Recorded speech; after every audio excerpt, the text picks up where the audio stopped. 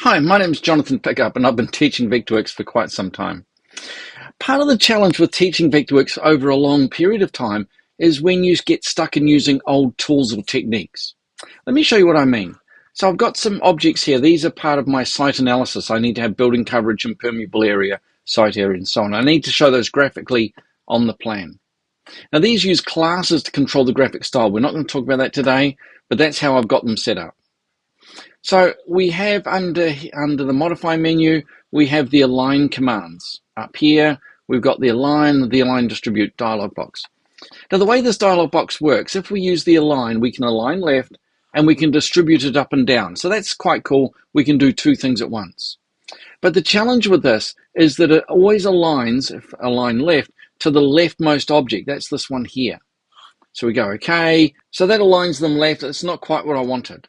I actually want everything to line up with this particular one.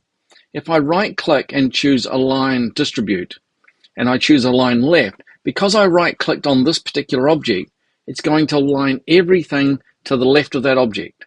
And there we are. I then have to do a double action, of course, because now I want to distribute those and I can distribute those vertically. So there is two steps to this, but it's right click, very easy to remember, right click, it's always there. So if I want this one to align with that one, how do we want them to align up? So right click, align, and I want to align the middle. So the two middles line up. This time I've got to be careful when I choose these two, right click on this area here, otherwise it won't line up with where I want. Let me show you what I mean. So let's select that and my boundary. Let's go right click on my site area. So I've right clicked on the text, we align middle, and that's not what we wanted. So undo that.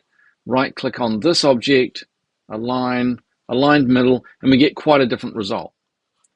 Select these three here, right click, align, and align left. So I find this a very quick way to do it. Now there are still times where it's really useful to use this older method, this one up here, the align distribute, because this works in 3D as well. So we can align things by the center, we can distribute at the same time. So the really cool one is when you distribute both ways, we do the center that way and we do the center that way, and it'll align those objects. Now, there are no other ways of doing this. You have to use this dialog box to do that. So when would I use this? Well, one of the examples I used to use was where you've got a series of objects and you want to line them up. For example, if you're doing a detailed section through your roof construction, you wanted to line up all your purlins, this would be a way of doing it. It'd be a great way to do it.